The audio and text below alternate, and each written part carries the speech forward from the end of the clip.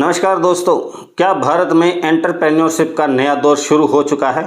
फरवरी 2026 के आंकड़े तो कुछ यही गवाही दे रहे हैं। जहां पिछले साल के अंत में नए बिजनेस रजिस्ट्रेशन में थोड़ी सुस्ती देखी गई थी, वहीं फरवरी में इसमें 37% का जोरदार उछाल आया।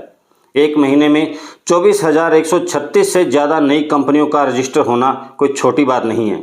आज की वीडियो में हम डिकोड करेंगे कि आखिर किन सेक्टर में सबसे ज़्यादा कंपनियां खुल रही हैं, एआई का इसमें क्या रोल है और एक्सपर्ट्स भारत की 7.6% जीडीपी ग्रोथ को लेकर क्या कह रहे हैं। चलिए विस्तार से जानते हैं। मिनिस्ट्री ऑफ कॉरपोरेट अफेयर्स के डेटा के मुताबिक मौजूदा फाइनेंशियल ईयर में यह दूसरा सबसे बड़ा आंकड़ा है। अगर हम पिछले कुछ महीनों पर नज़र डालें तो अक्टूबर महीने में 15,000 कंपनियों का रजिस्ट्रेशन हुआ था।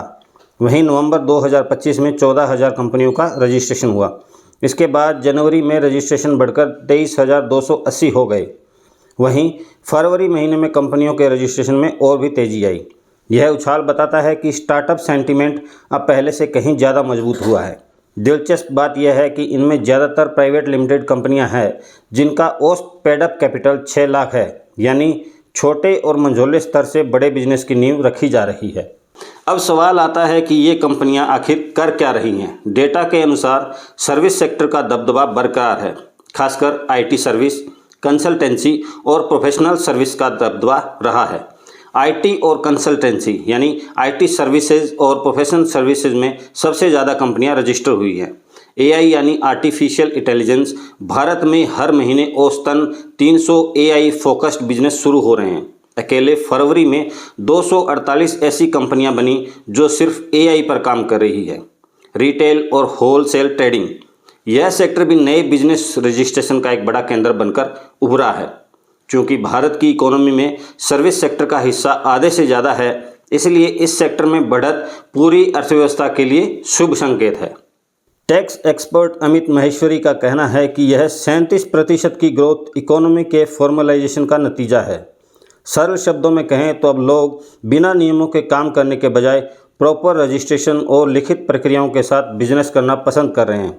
महेश्वरी जी के अनुसार एंटरप्रेन्योर अगले ग्रोथ साइकिल के लिए तैयार है।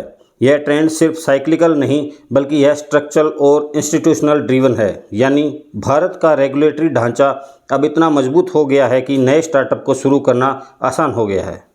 भले ही सिर्फ रजिस्ट्रेशन से इकोनॉमिक ग्रोथ की गारंटी नहीं मिलती, लेकिन निवेश के संकेत बहुत मजबूत हैं। ऑथोराइज्ड कैपिटल पेडअप कैपिटल से 2-3 गुना ज़्यादा है, जिसका मतलब है कि ये कंपनियां भविष्य में बड़े निवेश के लिए तैयार बैठी हैं। इस साल भारत की इकोनॉमी के 7.6% की दर से बढ़ने का अनुमान है और ये नए बिजनेस इस ग्रोथ के इंजन बनने वाले हैं।